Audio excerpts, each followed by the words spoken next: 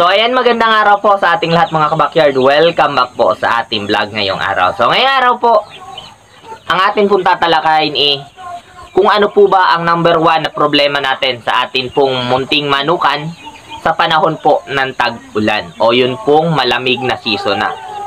So, una po, papakita ko po sa inyo, meron po tayo ditong sisiw. Ano po ba ang napapansin nyo? So, ayan. Meron po ditong isa. Ayan. So, kung mapapansin nyo po, sila po ay merong sakit. So, eto po ay may mga sisiw na may sakit. So, ang tanong, kumakain pa po ba sila? Opo, malakas pa po silang kumain. So, ano pong sakit nila? So, sa mga ganito po, meron po itong pisik. Pag meron pong parang ubok, may halak po. Kung meron naman po basa dito, meron po yan sipon. So, eto po ang number 1 talaga na common na nangyayari sa ating mga alagang sisiw sa panahon po ng tag-ulan. So, ang tanong dyan, paano po ba natin gagamutin o maiiwasan na magkaganito po ang inyong mga sisiw? So, una-una po ang sagot ko dyan po sa inyo ay yung kung paano nyo po alagaan ang inyong mga sisiw. So, kailangan nyo po, bago po kayo mag-alaga ng sisiw, paniguraduhin nyo po, meron po kayong lalagyan na safe po sa pagkakabasa o sa ulan. Nalalamigin po ang mga sisiw. Lalo na po sa mga edad na day old to 2 weeks old.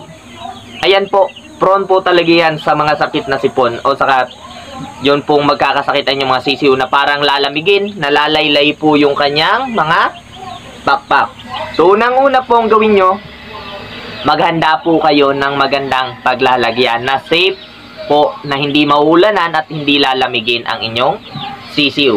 Ang pinakamaganda po talaga nyong gawin, ilagay nyo sa safe at saka ilawan nyo po hanggang month old kung kayo po ay may pangbayad naman sa inyong kuryente bills.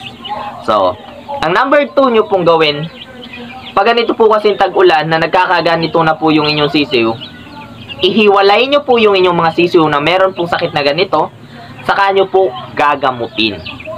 Yun pong nahiwalay nyo na malulusog pa naman, ang gagawin nyo po, painumin nyo rin po yan ng gamot. Pwede po yung Premoxil, pwede rin po yung Betracin na powder na ilalagay nyo po sa tubig nyo. So, ang pinakamaganda po talagang paraan yan, o gawin nyo, bigyan nyo po ng vitamins at magandang pakain ang inyong sisiw na nasa lagayang tamang-tama at maganda na hindi po sila mauulanan at lalamigin.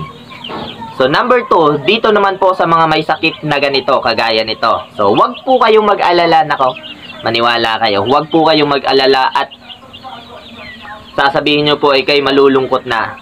Ang ganito po, kung makikita nyo, ito po ay medyo nagpipikit-pikit na pero kumakain. So, magandang sinyalis po, kumakain pa po ang inyong mga sisiw. So, ano pong gagawin natin dito? Ang gagawin po natin, ihiniwalay po natin ito sa kulungan na hindi po rin sila mababasa. Less po ng kaunting tubig o yun pong tubig niya. Kung gusto nyo po ay powder na ang ginagamit po natin, Premoxil po at Doxylin. Pinaghahalo po natin kalahatian. Yun po ang pinapainom natin dito. So, paano po ba ang technique natin dyan? Ang atin po manok, walang tubig po yan buong gabi. So, sa umaga po, papainumin po natin ng meron na pong gamot na tubig. Pagkainom po nila na tamang inom lamang po, hindi na po natin tatanggalin na po ulit natin, ibabalik na naman po natin sa tanghali para sure ball na 100% na inom niya po yung gamot. So, ako po ang ginagamit ko naman po dito, sa ganito kalalaki po, ito po, kayang-kaya na nila yung ating gamot. So, anong gamot po ba? Ang ginagamit po natin dito, yung Betracin capsule, o Betracin Gold capsule, 1 tablet po, pinapainom na po natin sa ganito kalaki. O kung gusto nyo naman po para sigurado, kalahati sa umaga, kalahati sa hapon. Ganun po ang ginagawa ko sa ganito kalaki. So, ito po, i-update ko po kayo kung ano po ang mangyayari sa manok na ito. So, eto po, update ko po kayo ulit para malaman nyo po kung gumaling o hindi. So, yan lamang po sa umagang ito at maraming salamat po sa lahat ng sumuporta at once again, happy farming. Bye-bye!